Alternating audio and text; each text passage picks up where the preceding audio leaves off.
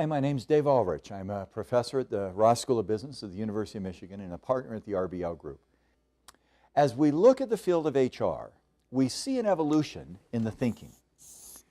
HR began in the 1930s and 40s, and so this is time, and it focused on the administrative systems of work, managing the processes, managing the terms and conditions of work, labor contracts.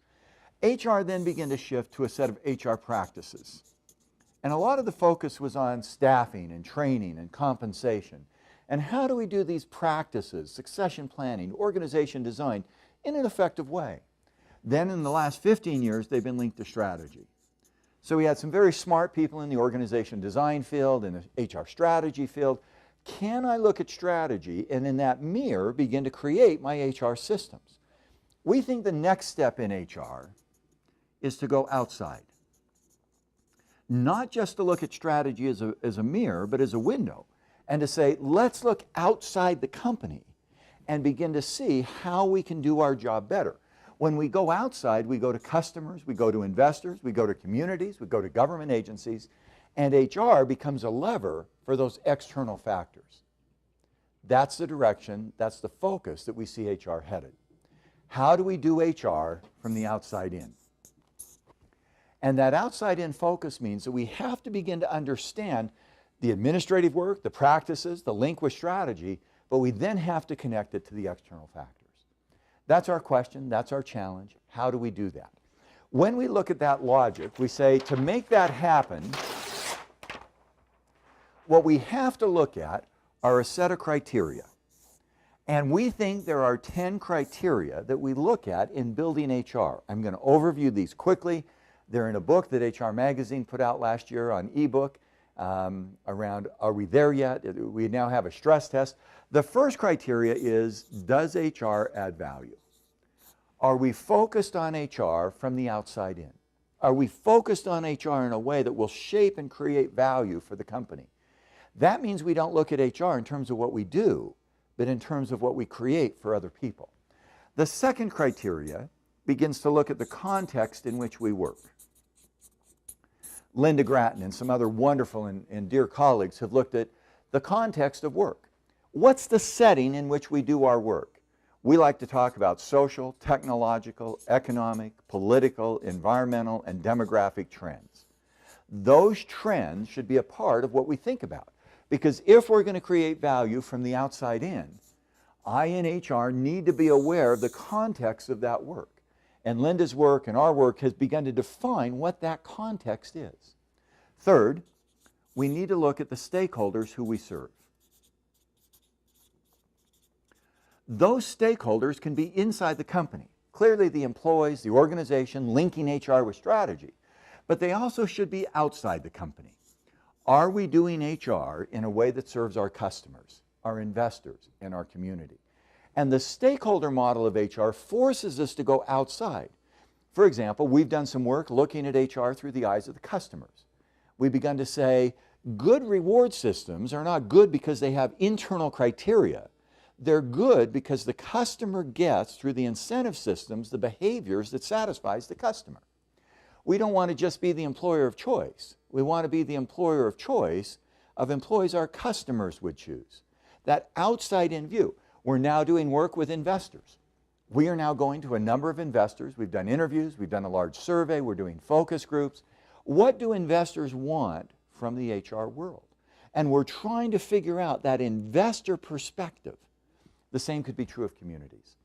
Question one, do I understand HR value creation? Do I understand the context in which my company operates? The country, the industry, social, technological, economical, political.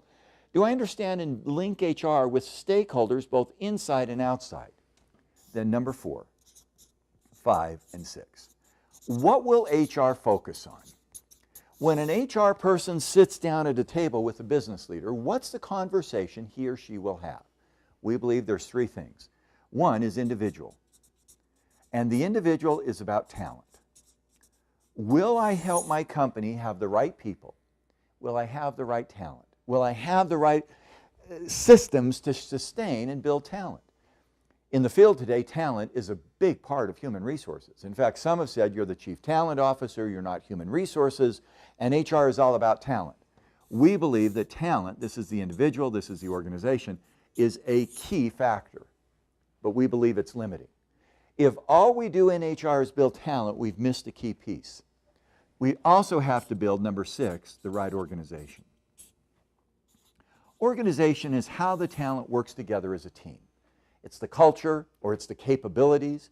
It's what we're good at. And we found in our work that there's a couple of key capabilities we have to be able to master. We have to manage innovation, we have to manage service, we have to manage collaboration, we have to manage efficiency, and we can identify what do we need as an organization's identity that allows us to succeed. The test I love to use is interesting. In sports, what % of time is the leading scorer in the World Cup, the one who wins the Golden Boot, on the team that wins the World Cup? What % of time is the best athlete on the team that wins the tournament? And the answer is generally 15 to 20%. In basketball, in American soccer, British football, in almost every team sport, in hockey, the talent 15 to 20% of the time will succeed.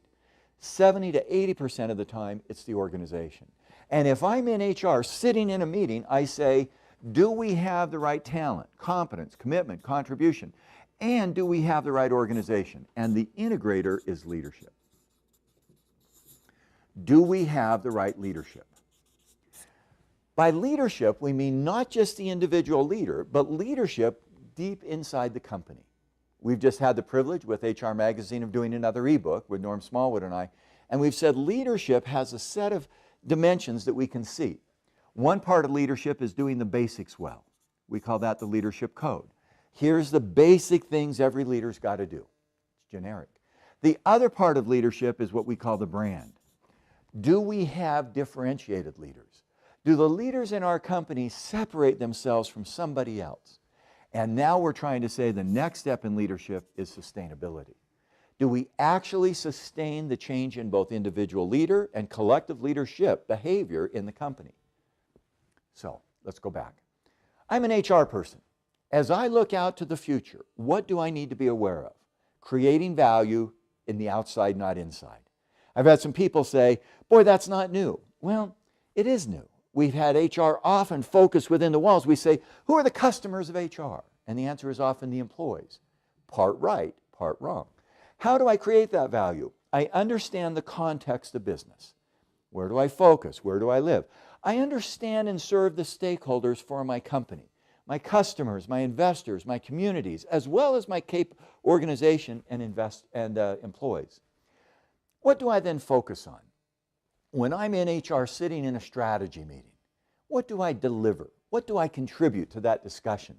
We've had a story told, an HR person got invited to strategy. They were all excited. The first strategy meeting was, what do we do to do business in Asia? And he said, wow, that's a business issue. I don't have much to contribute. Second strategy meeting, how do we innovate products faster? Wow, that's a big issue. I don't know what I'm going to say. Third issue, how do we manage our capital costs and our capital structure?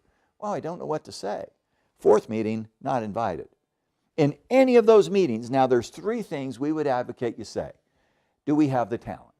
We're going to Asia. What talent issues are required? How are we going to do business in Malaysia, in the Philippines, in Vietnam? What are we going to have to do around talent? Where do we find them? How do we promote them? How do we pay them?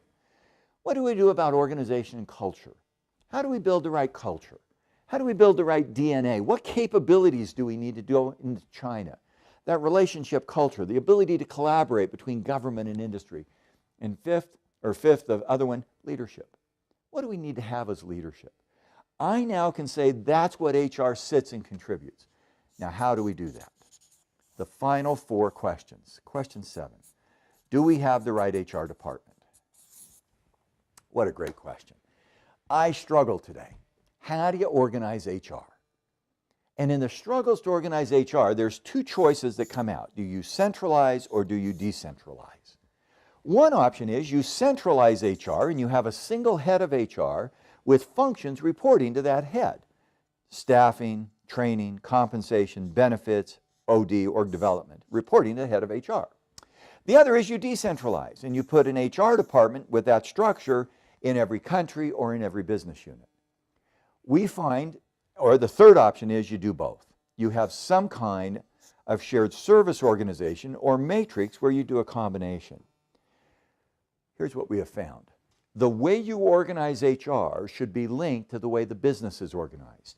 If your business is centralized, HR should be centralized.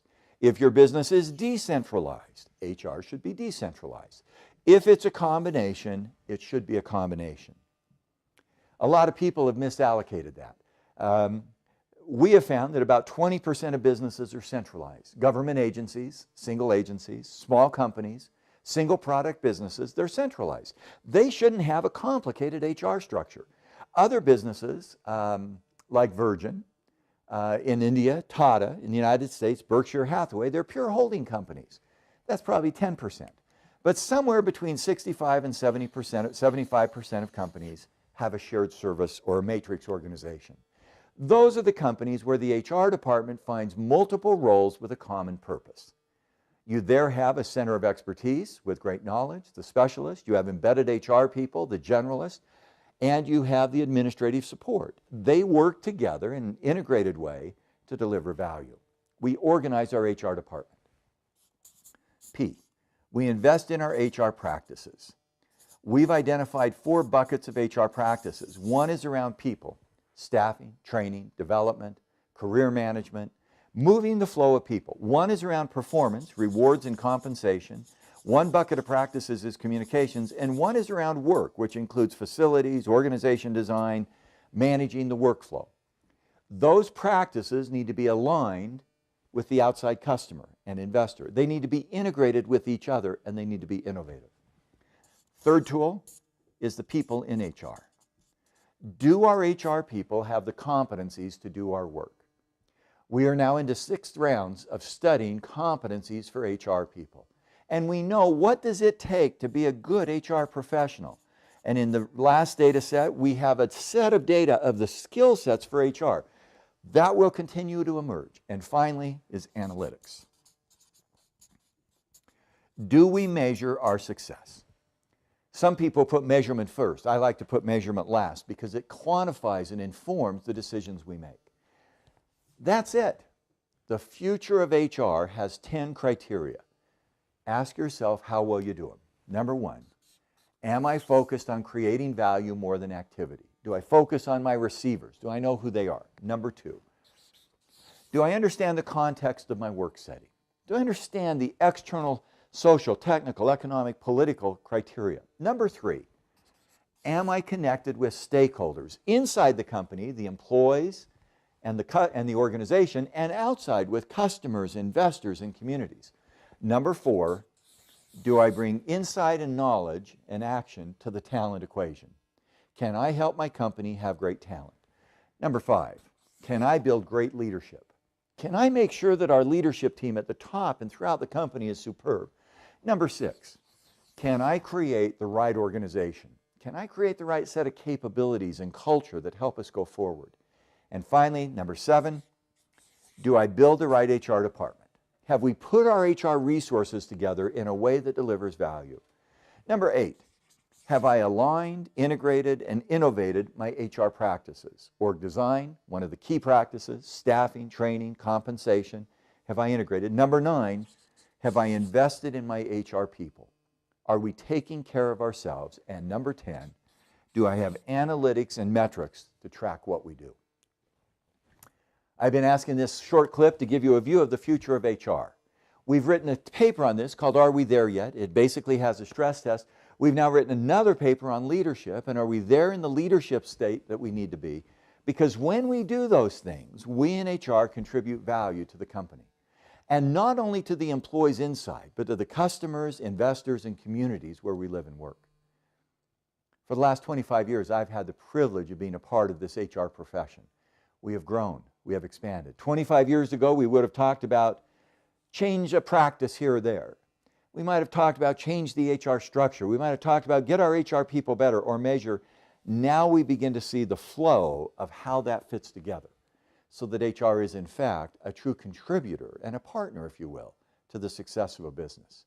What a great profession to be in. HR Magazine, professionals in Europe and London in the United States, Latin America, Asia, Australia, around the world, in the UAE, have been so helpful at teaching us how we build HR to deliver value.